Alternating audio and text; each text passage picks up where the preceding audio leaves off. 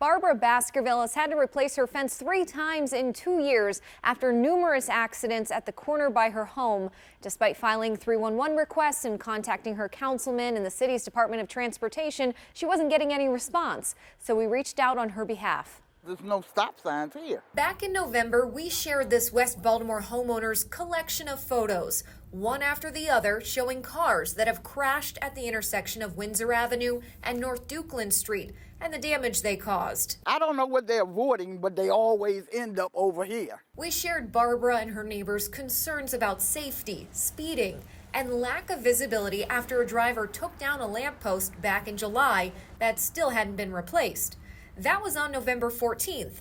3 weeks later, another crash and a second lamppost taken out. I heard the bang. I was right there in the living room.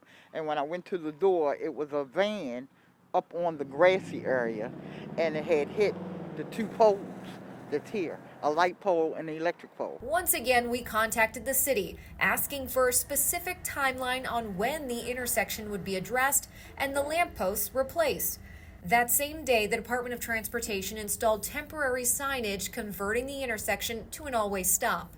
And a few weeks later, we checked back with Barbara to see the final results. Since you got in touch with the city to find out what was going on, they did come out and put the 4-way stop sign in, but we had to have an accident there first. The permanent signs are now up, the stop bars painted on the road, and both lampposts have been replaced. Are you hopeful that you won't see as much property damage now? I'm hopeful. I'm very hopeful.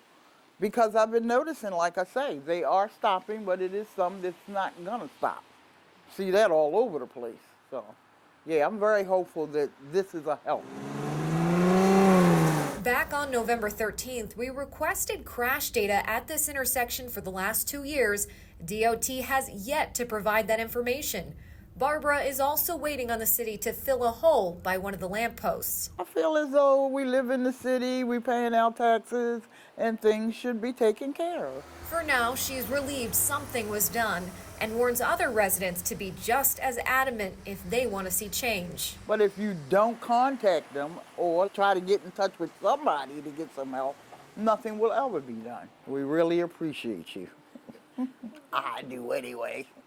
Anyone with similar concerns can submit a new stop sign request through 311. The city will then study accident and traffic data before making a decision. This process is estimated to take around 60 business days. I hope you enjoyed that Matter for Mallory. To watch more Matter for Mallory stories, click the box in the corner and be sure to tap that circle and subscribe to WMAR-2 News for quick access to great content posted every day.